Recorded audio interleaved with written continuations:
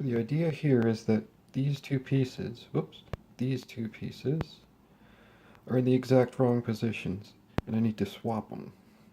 So the orange-green needs to go here, and the blue-orange needs to go here, so I think this dodge will at least kick them both up to the top. Let's find out.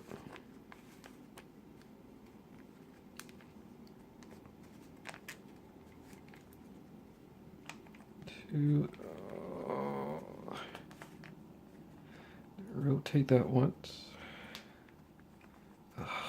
One-handed sucks. Now, back with this. Do the front twice. And it should kick the orange-blue. So hard with one. Orange-blue and orange-green should be on top, and they are. So there's orange-green here and orange-blue here. It kicked them both out.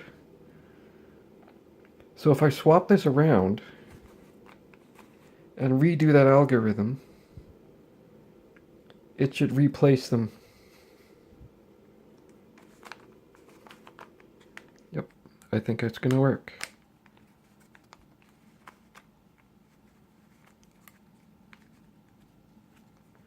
So now here's the real kicker. Do I do this the same way? I'm gonna try it.